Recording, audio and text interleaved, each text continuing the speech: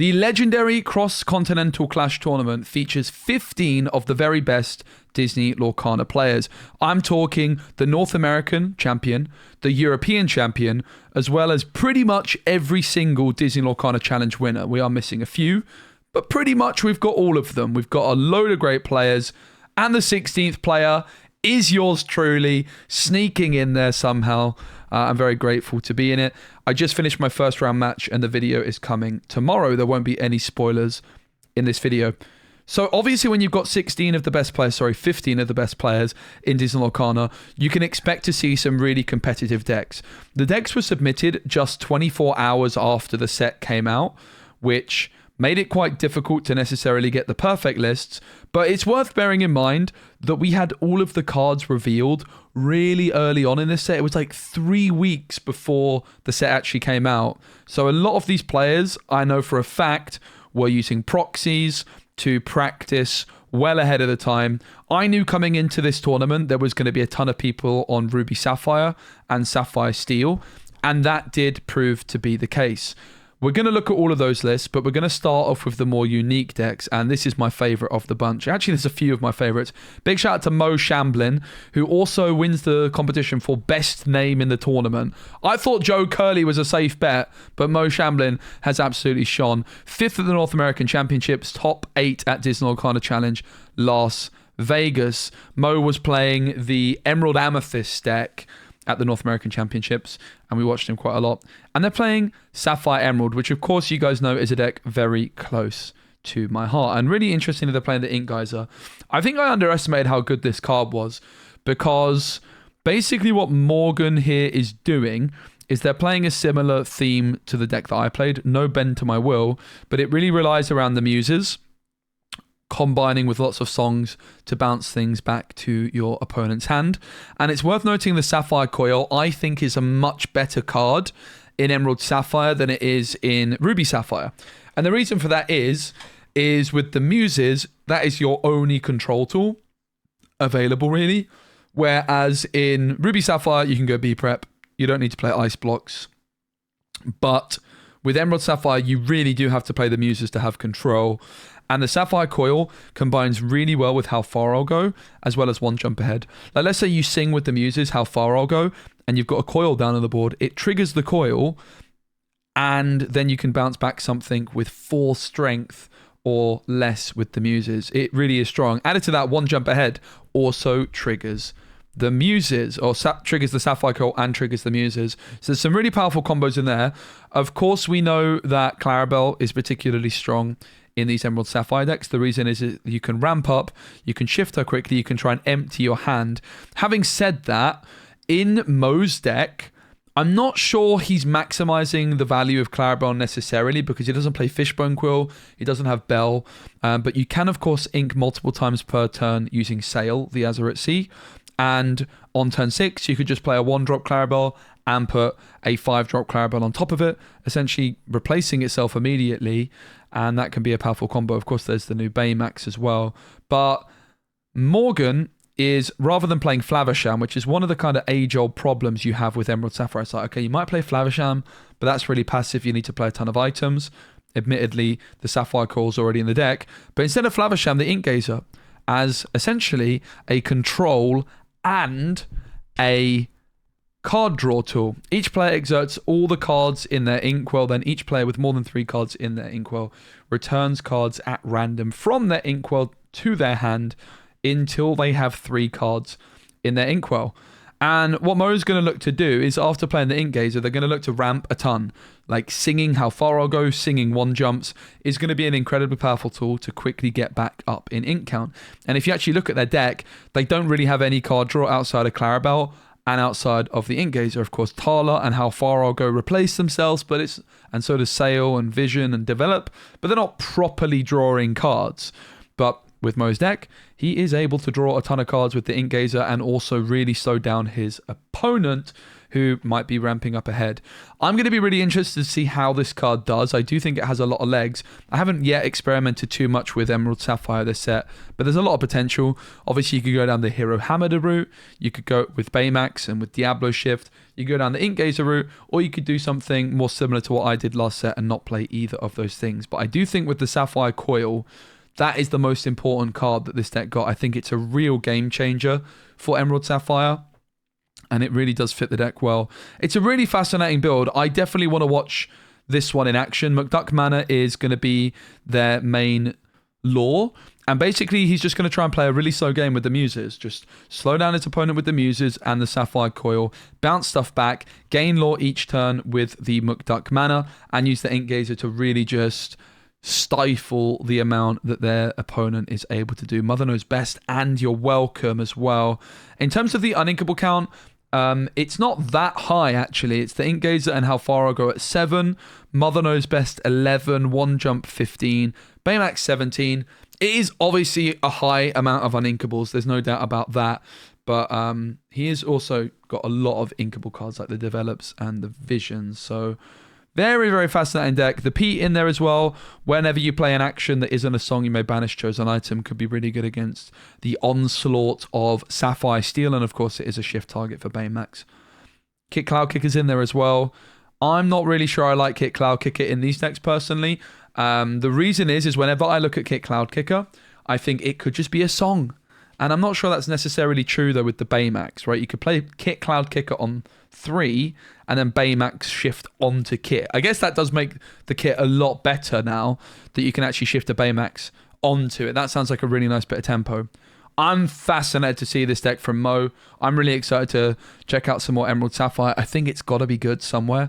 I'm still a bit of a believer in Bend to My Will, and Mo's not playing that. But big up the Ink Gazer. I'm really excited to see it. That is an awesome deck. Big shout out to Card Market who sponsored the video.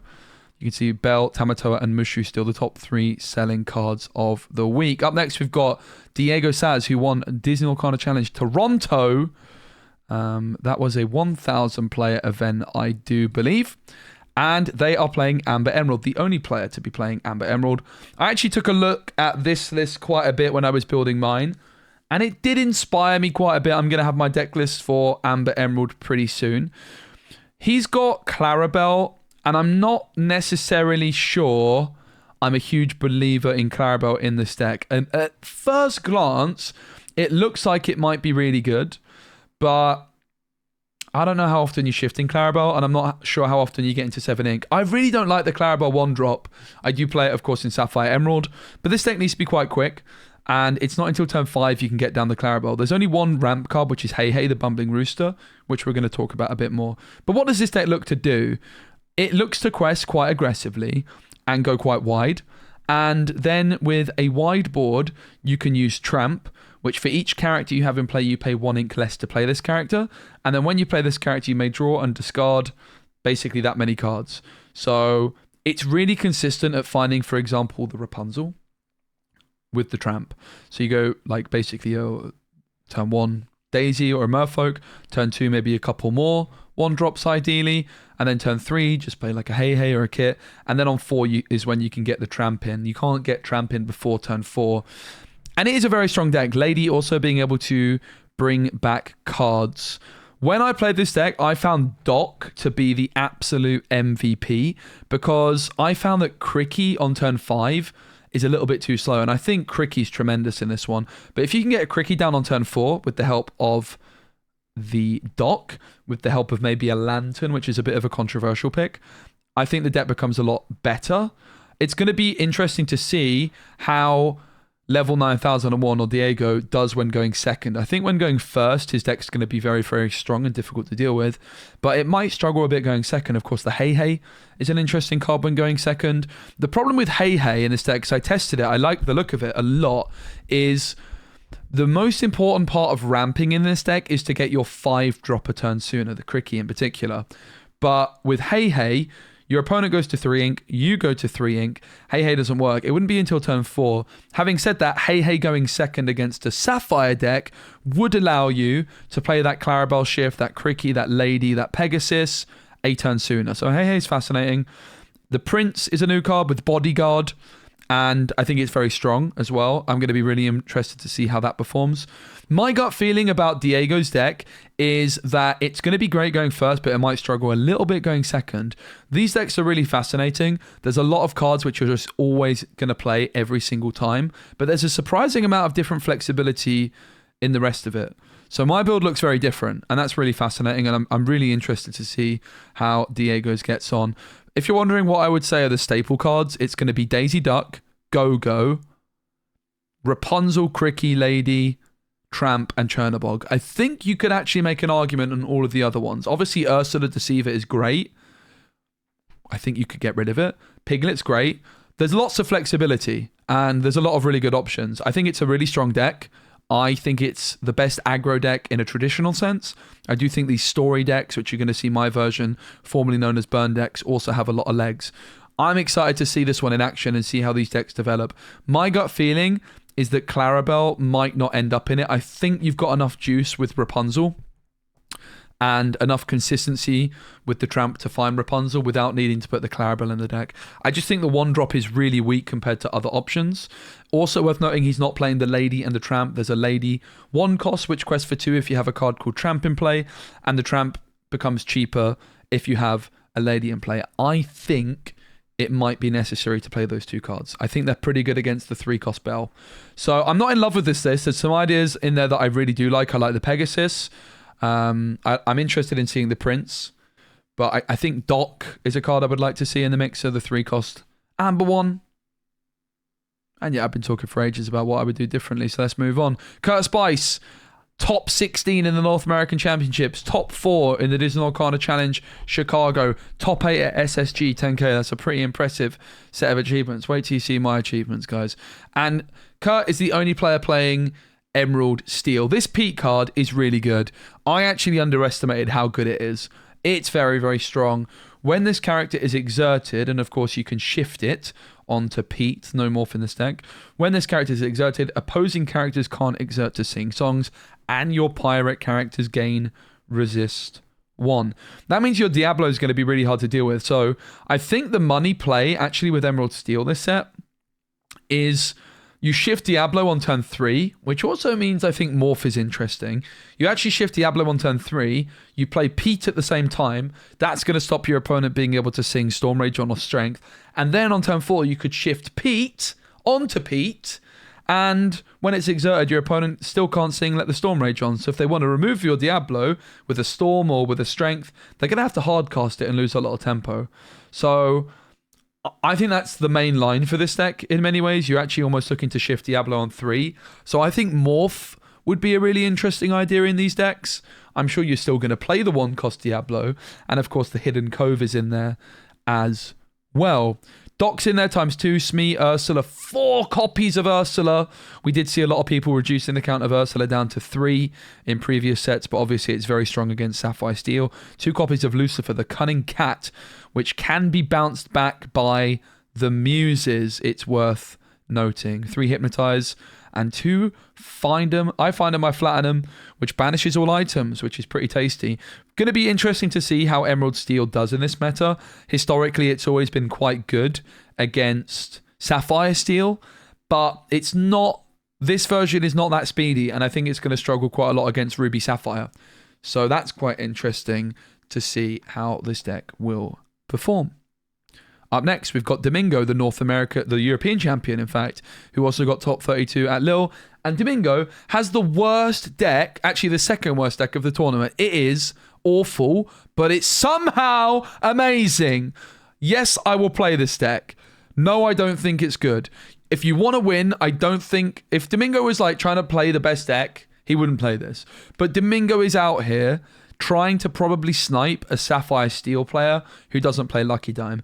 Because Sapphire Steel is so greedy, it goes wide, and then bam, Domingo just makes them draw cards and B-preps. What is this deck? It's a mill deck. What is a mill deck? A mill deck is my favorite kind of deck in card game history. In Gwent, I was the self-appointed Master Miller. There's a character in The Witcher called Gonto Odim, Master Mirror. So I called myself Master Miller. I love Mill. I think Mill is most fun when it's bad and you're trying to make it good. And I have to say, I think that's what Domingo is doing here. I don't think Domingo thinks this deck is good. He wouldn't bring this to a Lorcana challenge. I can tell you that with confidence. It's playing Amethyst mill cards, which we got quite a lot of last set, and we also got another one this set. So the cards we got in set 5, which are mill, is the Earth Giant. When you play this character, your opponent draws a card. And then in set 5, we also got the Amethyst Chromicon. Each player may draw a card. That's a problem with the Chromicon, is your opponent can decline to do so. But that means that you can have a ton of resources, and your opponent, if they have to eventually stop saying, no, I will not draw. In set 6, we got a few more Amethyst mill cards, which is the Mad Hatter. Whenever this character quests, you may look at the top card of chosen player's deck, that's either yours or your opponent's, put it on top of their deck or into the discard. So obviously in this deck, the Mad Hatter is going to be putting it into the discard. We also got in set 6 a Very Merry Unbirthday, which is that each opponent puts the top 2 cards of their deck into their discard. And also in set 6, we've got the Mad Hatter's Teapot, which is a 2-cost item, and you can exert it and pay 1 ink, and each opponent puts the top card of the deck into their discard. But we got we actually got 2 more very big mill payoff cards in this, or mill enabler cards really, which is Show Me More. Each player draws 3 cards, and that's not a may, that is each player draws 3 cards. And then Madame Medusa is whenever this character quests, you may deal 2 damage to another chosen character of yours to put the top 3 cards of chosen player's deck into their discard. And finally, there's also the one of Donald Duck, which is that opponents need 25 lore to win the game. Essentially what a mill deck is looking to do is it never has to quest, it just looks to win the game by making your opponent run out of cards. If in Lorcana you have no cards in your deck and you try to draw a card, you lose the game. It's as simple as that. So theoretically, a mill deck never has to quest once and it can win. So a control mill deck makes a lot of sense with B preps, with Lady Tremaines. No B King Undisputed, interestingly. And I think that could have been a pretty nice card, because you can sing that as well, right? And you've got so many cards in hand. I actually have watched Domingo play already. Again, no spoilers in this video, but B King Undisputed seems like it could be a really nice addition in this deck, because what happens with the Amethyst Chromicon, your opponent stops drawing, but you just draw so many cards, and you're trying to remove all of your opponent's threats. So having that luxury of being able to, let's say, sing with an Earth Giant, because you don't really care about questing, and removing one of your opponent's cards, I think could be really valuable. So I think B King Undisputed would have been a great addition in this one. Of course, the uninkable count is high, but it is absolutely fascinating. It is so cool. I will definitely play this deck. And I wouldn't recommend it for locals. But Domingo did play against LD, who was playing Sapphire Steel. And it does seem like it's a very winnable matchup for that. I would like to post that video on my channel. If no one else does, I will, because it was a banger. Up next, we've got Zach Bivens, who is the only player playing Amber Steel. Worth noting, by the way, you can change your deck list in between rounds with this tournament, which is kind of weird, but you can't change the ink color combination. Not sure I love it. It kind of suits me, but honestly, I don't really like the idea of changing decks mid-event. But oh well.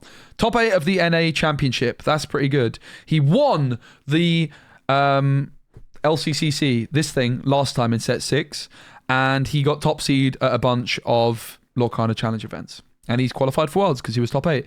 And Zach is standing strong with Amber Steel, with a few new cards in there. Most notably, the Troubadour comes in place of Ursula Vanessa. Does Zach think the Troubadour is better than Vanessa? Not necessarily, but it kind of makes sense in a pretty heavy steel meta that the Troubadour is going to be better than a Vanessa. A Vanessa could be removed by Strength of Raging Fire more easily than Troubadour. Is that true? That is literally nonsense. So never mind. But the resist is interesting. Like the Troubadour looks better on paper, but the big advantage that Vanessa has is the synergy with Rapunzel. You can only draw 2 cards off of the Troubadour with Rapunzel, but you can draw 3 off Vanessa with Rapunzel. So not sure about that one. It'll be interesting to see Zach's thoughts. Maybe he just wanted to try the card out. Maybe it's a metacal. Of course, you could consider playing some amount of both, right? You're not limited to just playing 4 Troubadour. You could play 4 Troubadour, 1 Vanessa, 2 Vanessa, 2 Troubadour, whatever you want to do. you could mix and match. They're very similar cards. Miss Bianca, I think, looks great in Whole New World decks because if you have an ally character in play, you pay 2 ink. And Troubadour is an ally, guys. Oh my goodness, look at that. Is Ursula Vanessa an ally? I somehow doubt it. In fact, I can guarantee you she's not. Ursula Vanessa is not your friend, mate, but the Troubadour is. So there you go. There's a big reason to play Troubadour. Very, very cool. Gaston's in there, which is a card I know Zach likes, with that 3/3, meaning it can't be brawled, unlike something like Gazelle, which quests for a bit more. And yeah, along came Zeus. 1 for Neverlands is really interesting, probably aimed at the heavy steel metagame because it cannot obviously be removed by Storm or Strength, but it can be challenged by Bell, but I don't think you're as bothered about that really. And World's Greatest Criminal Mind is going to be great against Maui Half Shark. I think the Tamatoa, the new Tamatoa, might also have 5 strength, so it's going to be good against that as well. Big up to Zach for sticking strong with Sapphire, not Sapphire, Steel, Amber. And up next, it's the worst player of the tournament. Look at those achievements. Absolutely fantastic stuff. This is my deck. It sucks. It is the worst deck of the tournament. It's worse than Domingo's. Why? Because I submitted this deck with no testing. I already played my round 1, no spoilers. We're not going to talk about my deck too much because you're going to hear about it in other videos. This deck is amazing with one simple change, which is Maleficent 1-drop. Oh my god, I stopped believing in this card for like a day and my deck was terrible as a result. The deck is too slow without Maleficent. This is a story deck, formerly known as Burn deck, where you quest early and then you close the game out with Gathering Knowledge and Wisdom, the White Rose, Giant Cobra, and the new Honey Marin. I think it's the best way to play Amethyst Steel. I made a meta call coming into this event that there's going to be a ton of try-hard players playing Sapphire, and I was right. And I think this deck is reasonably well positioned, definitely to beat Ruby Sapphire with the Maleficents, and reasonably well positioned to beat Sapphire Steel as well. But I did submit it without a single game tested. I have now tested it, and I think the deck is really good. But you definitely need Maleficent in there. This Is My Family is not good in this deck. It gains 1 lore and draws you a card, which sounds great, but in reality what happens is you just have this card in your hand early and it just sits there. This is not a spoiler, but in my game I literally sang This Is My Family with the White Rose just to try and get a better card in my hand because it was just sat there doing nothing. It is really bad in this deck. So don't play that. Play Maleficent. The other thing that's worth considering in my deck is I think that you could maybe consider dropping the White Rose for another tech card. It's a great deck. Previously, we saw these styles of decks play Ruby and Amethyst, but I've literally got a story, also known as Burn, deck for every ink color combination. It's like 50 Amethyst cards, and you just pick the best cards from another ink. So the question is, if you're playing all these Amethyst cards, what is the one single best card for this deck? And I actually think it's Smee, because a weakness that Amethyst has, it has the best 1-drops, but its 2-drops are turgid. You want a good card on turn 2 or on turn 3, because really you want to go like 1-drop, turn 2, double 1-drop, and then turn 3, you really want to play a 2-drop and another 1-drop. That is the kind of play pattern I'm looking to achieve with this deck, and Mr. Smee is the best 2-drop in the game for that kind of thing. But added to that, Pete is maybe even better than Smee, right? Because now with this deck, even in the late game with the Chromacon, I can draw.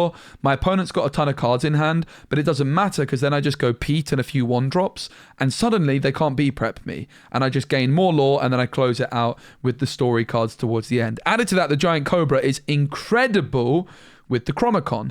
I didn't like the look of Doc. I didn't think I would be enabling enough cards in hand for the Cobra to really shine, and Rabbits are too slow, and it was that really led me to play the Chromacon. And I think the Chromacon is a card I've been waiting to be good. And with the amount of story cards that exist with Honey Marin, with the Cobra, it is absolutely the time for this deck. Benj is also a great metacal. So basically you play Amethyst. As a result of playing Steel, you get to play the Dual Link, and you get to play Pete and Smee. And Benj is pretty damn good as well. So I'm really happy with my deck, apart from This Is My Family should have been Maleficent. On to the pros. Obviously we looked at pros before, now back to pros. Zan Syed, who won the Disney Lorcana Challenge Vegas, got top 4. I think he got top 4. He did get top 4 in the North American champs. And we're on to the Sapphire Steel gamers. Zan is playing Oswald, and he made a little bit of a clickbaity title that it was a 50-0 deck. I want to call that out. That's rubbish. Don't believe that for a second. I'm sorry, Zan. I really like you, but 50-0, mate, that's rubbish. That is absolute nonsense. If you're going 50-0, I don't know who you're playing against, but you probably want to get some better opponents. You should never be going 50-0. And I'm the king of clickbait, mate, but that is one step too far. I'm sorry. Let's move on. Zan is a great guy. I like Zan a lot. Please, Zan, I'm sorry. Oswald the Lucky Rabbit is a great card. I really like this deck a lot, by the way. During your turn, whenever a card is put into your inkwell, you may reveal the top card of your deck. If it's an item card, you may play that item for free and it enters play exerted. Otherwise, put it on the bottom of your deck. Oswald is insanely strong in this. I played against it earlier on my stream and my opponent had 2 Oswalds down on the board on turn 3 and just started inking so much. Every time they ink with a Tipo, with a Sail, with a Fishbone, with a Greatstone Dragon, they get to put the top card of the deck, reveal it if it's an item, play it for free. So we're talking Lucky Dimes, Fishbones, Porpsicles. If you hit Porpsicle or Fortisphere, that just means you draw a card and you get an item down on the board. And all those items are also amazing for Scrooge McDuck, which I told you guys was insane in my tier list. And you guys were like, oh, Spessy, it's so average. No one's going to play it. Oh, yeah. It's like, how much is it on Card Market right now? How much is Scrooge McDuck? Thanks to Card Market, the channel sponsor. It's 25 quid, mate. That's a pretty powerful card then. So Oswald, Tamatoa, and Scrooge are kind of like the big, bad, expensive cards from this deck because Oswald has shot up. But Scrooge is great, and obviously the synergy there with Oswald. If you're getting all these items out for free, like the Fortisphere and the Porpsicle, you can just exert them for nothing to play a Scrooge, which has a 4/4 stat line, and it can add an item to your hand. It is really, really strong. Obviously, Bell with the Storm and Strength. I'm happy to see 4 of each. I see some of these decks as we're going to have a look, not playing 4 Storms, and I find that utterly outrageous. I would always play 4 Storms and 4 Strength with Belle. That's what she's there for. That's the power of her. Obviously, the new Tamatoa. If you're wondering why on earth there's a Shield of Erendale on the deck, it's because there aren't actually enough good items for you to play. I'm sure Zan would actually like to play a few more to increase the odds of his Oswald, increase the odds of the Scrooge, but there just aren't that many good items. The downside of Oswald, it's really good and greedy, but it's going to really struggle in mirror matchups potentially, right? Like, I don't think I would want an Oswald in a mirror matchup because it can be stormed. Having said that, it's still quest for 2. Like, Oswald, nutty card. I'm really excited to see him doing well. Big shout out to Zam for the awesome list. Sorry for criticizing your title, but it was a bit too much. I had to say something. Brian, the Rat, Cortada, he won Disney Lorcana Challenge. Chicago, the Rat, Brian Cortada, also playing the Oswald. Very similar lists, if not identical. 2 of the big Tammy T's, probably more items as a result. 3 Zeus. Zan was on 3 Zeus as well, but he has squeezed in a few more items. 3 Lucky Dimes. Zan was also on the 3 Lucky Dime High Roll of Dreams, but 1 extra Maurice's Workshop and a last cannon in there instead of the 2 Tammy T's. Again, the last cannon, not really going to be actually using it very often. But it's an option, right? You can banish this item and a chosen character gains Challenger 3 this turn. Most of the time, it's just going to be there for Hiram. It's going to be there for Bell. It's going to be there for Oswald to high roll. And also to exert for a free Scrooge McDuck. Up next, we've got Mr. Moyen, friend of the channel. He did this stuff. And also, he won Twitch Rivals for Marvel Snap. And fun fact, the day after he won Twitch Rivals for Marvel Snap, I introduced him to Lorcana. There you go. There's a fun fact for you. And he's playing Peng Peng. Peng in British slang means like good looking. Like you could say a Peng Ting is like a hot girl. But apparently in German, Peng means like bam. It's like bang. So Peng Peng is like bam bam. To me, it sounds like Peng Peng. Oh, that's a good. Or like, you get it. And he's called it Peng Peng because he's playing 2 copies of The Last Cannon. He's not playing Oswald, but is still playing Scrooge McDuck. He's got 4 Cogsworth, and Cogsworth is very much a tech for the mirror matchups. It's going to be bad against Ruby Sapphire, but it's going to be strong in the mirror. And it's very interesting to see how similar these lists are, even without the Oswald. So if you don't own Oswald's, but you do have $80 Tamatoas and Scrooges, you can play this version. Yay. Up next, we've got Artabax. Artabax is the green-purple master playing Sapphire Steel. And Artabax's version of the deck is weird, respectfully. Artabax finished second with this deck in Battle Bear in Germany. I don't really get this deck, this version of it. Now, that's not me saying it's bad, because obviously it's Artabax. My man knows what he's doing. I have a lot of respect for Artabax as both a player, deck builder, and a guy. Where is Alice? If I'm going for a more aggro version of Sapphire Steel that's not ramping, I want to play Alice on turn 3. So I'm pretty surprised that there's no Alice in this deck. I don't like Captain Hook that much either, but it is a captain for Smee. I personally would play a more aggressive version of Sapphire Steel, but I'm really surprised at the lack of Alice. I think Alice is a great card, and it's got to be good in the mirrors as well. Very, very fascinating. 3 Zeus can be sung by the Talas, the Hirams, Captain Hook Calhoun, Benja's in there, the McDuck Manor. Only 3 Storm as well. I would love to see that 4th Storm. I'm rooting for Artabax. I like the guy a lot. I don't love the deck, but maybe I'll be wrong, because I definitely could be.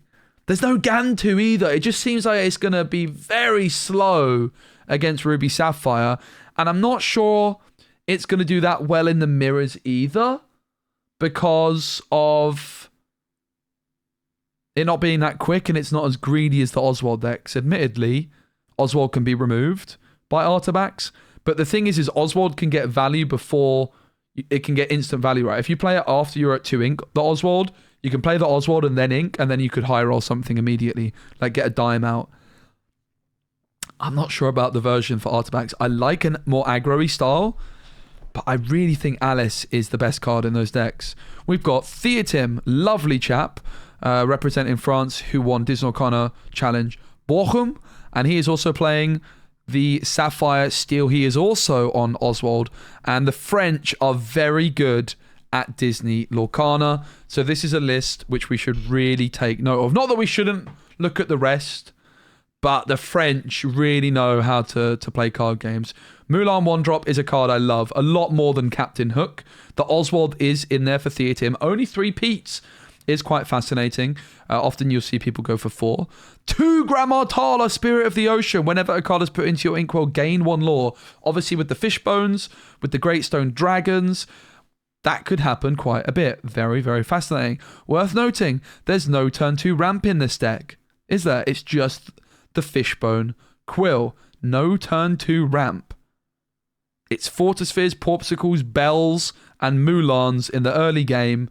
And then you go 3, you go for the Great Stone, go for the Fishbone Quill, and then you're away to the races. Another fascinating list. I'm not sure I like the idea of not ramping on 2. No Sail is very surprising to me.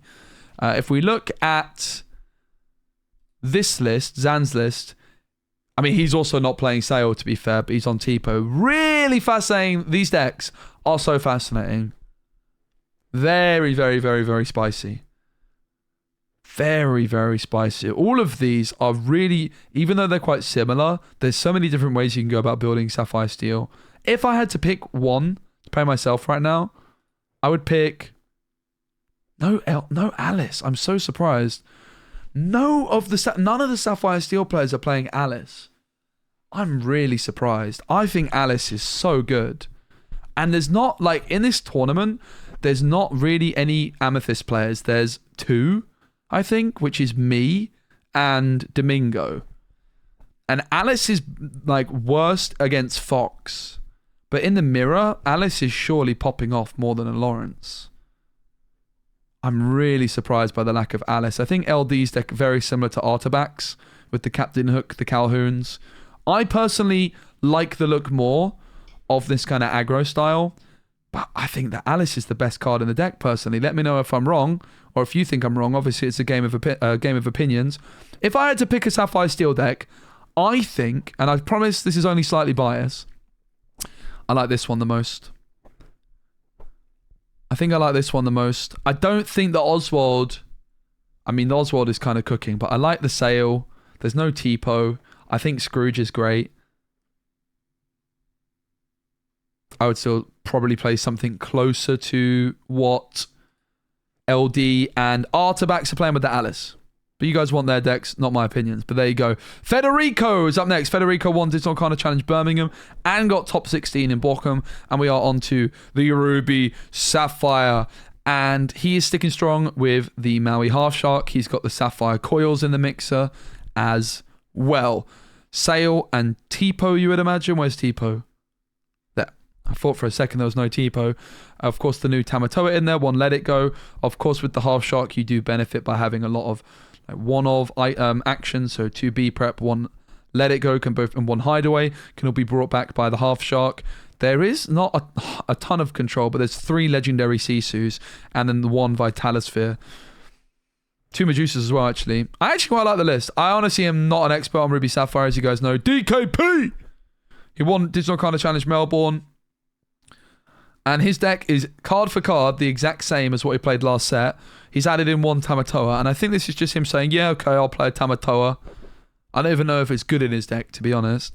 He has only 2 Flavershams. Bro, this guy. That is outrageous. Okay, DKP, you've gone 1 step too far. Put your 3rd Flaversham back.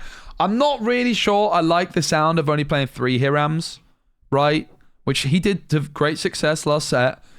I'm already unconvinced. But 2 is just completely outrageous. You've lost your mind, son. But you do have a lot of card draw in this deck with the Half Shark being able to recur things, with the How Far I'll Go, and you've got so much consistency. DKP's list is the epitome, at least it was the epitome of consistency before he started cutting Flavershams, because you can find Develop, Vision, How Far I'll Go, they all chain together, right? And then the Tamatoa, in fairness, can also bring you back Porpsicles. I'm really unconvinced by the Tamatoa in DKP's list. I think he should have just stuck with no set 7 cards. I did make a call in my meta report video before the set was released that this would still be the best way to play Ruby Sapphire. I think it's going to be really strong in the mirrors because you just go quicker than your opponent, playing Sisus and things like that. But then the big question is, how does this deck deal with Sapphire Steel? Well, it's got a lot of B preps, and Sapphire Steel does have Pete, which could be a problem for the B prep. But I think like the Alice versions of the deck are probably going to give DKP the biggest issues, and there aren't any in the tournament currently. But of course, the Sapphire Steel players can change. Ed up next, the man, the myth, the legend, the best Disney Lorcana player in the world. Why do I say that? Because he won the North American Championships and he won a Disney Lorcana Challenge. So he is the man, and he's a friend of the channel, so I might be slightly biased. And Ed is also on Ruby Sapphire with 4 scars. Ed is not here to make friends. Also, not a single set 7 card. But bro's gone back to the trusty Fishbone Quill. Better hope he doesn't queue into any of those Benja gamers, because Benja into Fishbone Quill is great. But he's still got the Sail. He's still got the Tipo. And that's really interesting. I like seeing 4 of everything. It's something that I like doing, and it's something that Ed likes doing as well. He's very clear in what card he likes. He says his logic is, I like these cards, I want them, so I'm going to play 4 of everything. Pretty interesting to see. And 4 scars is very, very outrageous. But obviously with the Fishbone Quill, he can actually ink them. He's got 4 Pirates, like 4 How Far I'll Go. And obviously Scar's going to be probably pretty insanely good against the Sapphire Steel decks. You can take out a ton of targets at once. Very spicy list. 4 Maui as well. Going to be good against Sapphire Steel. Honestly, one of the most interesting decks from Ruby Sapphire I've seen. And last but certainly not least, we've got my opponent for round 1, Sailor. Top 8 at the North American Championship. Top 16 at Fort Worth. And he is playing Sisu on ice, but there's no ice blocks. There is Sapphire coils. I have to say, I think this deck is very well built. The Madame Medusas in particular felt pretty damn good. 2 little Sisus, 3 big Sisus. I'm still unconvinced that the Sapphire coil is the way to go for Ruby Sapphire. I think it might be a wee bit too greedy, but it's definitely definitely a reasonable way to go. It's a very, very strong card, but if Benja continues to be in the meta, it can potentially struggle there. But it's also an inkable item for Hiram. You really can't go wrong with this card. I don't dislike it at all. But yeah, that's Sailor's deck with Hideaway in there, with 2 of the Tamatoas, Brawl, 1 Vitalosphere. I hope you guys enjoyed the video. Thank you very much to Pavel for hosting this awesome tournament. Don't forget the players can change their decks in between rounds, but you have to stay within your ink color combinations. So we're going to be looking at the deck lists again in a week, but it will be updated. And it will be really interesting to see, therefore, how these develop as the meta does as well. Awesome tournament, awesome players. Thank you very much again to Card Market for sponsoring the video. And thank you to you for watching.